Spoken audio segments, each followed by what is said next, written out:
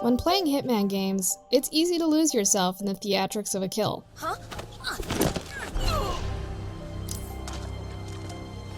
Mission complete. But Hitman 3 introduces a mission so inventive and enticing, in which you put on a detective's hat and jacket to solve a mystery, that you may forget you're there to commit murder at all. At least, that's what happened when we played Death in the Family, the second mission in Hitman 3 that sends you to a British manor in Dartmoor, England, to kill one of the long-running villains in the series, Alexa Carlisle. You can kill her immediately, sure, or you can take a more creative approach, subdue or kill a private investigator to take his place and solve a mysterious murder yourself. You asked me to find out what happened to Zachary. Would you rather not know? No, go on. Eventually, you go back to killing Alexa, but that becomes almost secondary to the engaging murder mystery.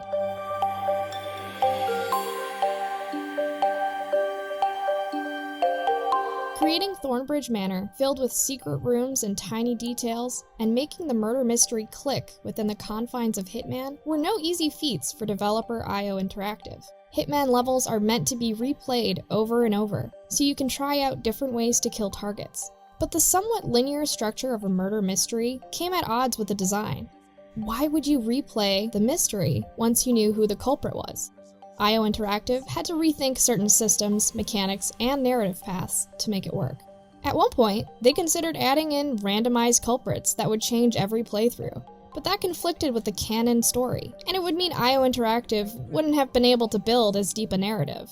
So instead, the team went with what exists in the game now, a final encounter where you can accuse different characters, leading to different outcomes. The entire intel system needed to be rethought too, so that it could be used to keep track of character alibis and found clues, in comparison to the intel interface of Hitman 2 that was much less organized. It was also difficult to balance player freedom within the context of a murder mystery. Originally, in the first version, you could go and explore rooms and you could talk to people, but you would have no idea who you could talk to. You would have no idea which rooms were relevant, and as a result, I took the blunt force approach and put a little icon on everyone and everywhere that was relevant, which resulted in playtesters going from one little icon to the next and just exhausting all interaction prompts, which, as others on the team rightly pointed out, was actually not that much fun. IO Interactive found middle ground. Rather than telling the player exactly where to go with every step, they had to strategically place dialogue between guards, staff, and other characters, and make sure each clue could be found in a non-linear fashion, considering the sandbox structure of the level. The Crying Maid is a perfect example. Her breakdown helps confirm Patrick's alibi, which you can hear before or after speaking with him. Piecing it all together is up to you. Sound was also used to help guide players, including a subtle draft that rolls through mansion rooms, and it can help guide you to a specific hint.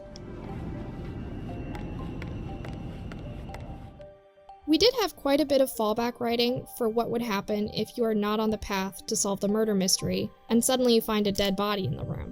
What does Diana say? What does Agent 47 do? What happens if you scan the body? All that stuff had to be thought up because it's a sandbox. We have this sort of linear experience, but if you do it in another way, it still has to pull together.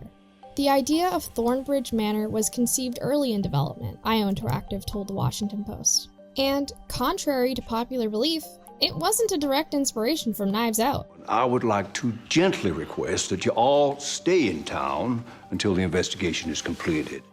We spoke with 5 lead developers. Some of them still haven't seen the movie, despite there being an actual Knives Out Easter egg, a baseball on the grounds, in the level itself. Instead, inspiration comes from decades-old detective fiction. The mood of the level is dark, somewhat literally with a cloudy sky, but not too dark, and lead and senior environment artist Hilde Sund had to stop herself from making it too creepy, as an avid horror fan. The premise of the level came from a desire to have players see an interesting side to the antagonist shadow government Providence, of which Alexa Carlisle is a part of. A murder mystery felt like the perfect way to delve into Carlisle family history in an entertaining format. The mansion is massive, with a ton of secrets, dialogue, and little details. The story was at one point even more ambitious, but IO Interactive had to make some cuts because of the sheer volume was getting way too unruly. For example, at one point you had a secondary target in addition to Alexa. If you blamed Emma in the final sequence, you could confess your true identity as Agent 47, and Alexa would hire you to take Emma out. This was, of course, scrapped in the end. But there are still tons of fun details within the manor. In the trophy room, for example, you'll find the bear from Hitman Absolution, which acted as a jump scare in the Terminus Hotel level of that game. For the sounds in the house, it was more like a representation of Alexa in a way. I spent a lot of time making each floor feel like its own thing, and then also just making sure that the mood of the house made sense with Alexa as a character. Reaching the top floor, in which you find Alexa's office, the mood changes ever so slightly, from a mellow music track to a stark, empty feeling that is felt through the sound design, to help portray that Alexa is cold and calculating. Just want to keep Madam Carlisle safe. As fun as the murder mystery is to complete, players don't have to finish it to succeed. Really, your main objective is killing Alexa. And you can do that whatever way you wish. One of the mission opportunities, which are essentially optional narrative-driven kill opportunities, was designed backwards. IO Interactive came up with the ending first, then worked from there to fill in the rest. I think one interesting aspect of the burial was that we started with we want you to be able to push Alexa into her own grave. And I think that was the basic pitch of it. We started from the end of the story and had to figure out the challenges and what it is that makes you come to this end. But even with the many, many ways you can kill, IO Interactive still wanted to give players the chance to solve the mystery if they so wished. They even admitted themselves, calm and collected Agent 47 probably wouldn't waste his time with solving a murder, but it was too fun of an idea, and it ends up working pretty well in execution, so they decided to make it anyway. And that unusual design decision makes for one of our favorite Hitman levels to date. Don Yates, Alexa Carlisle here. You need to explain yourself.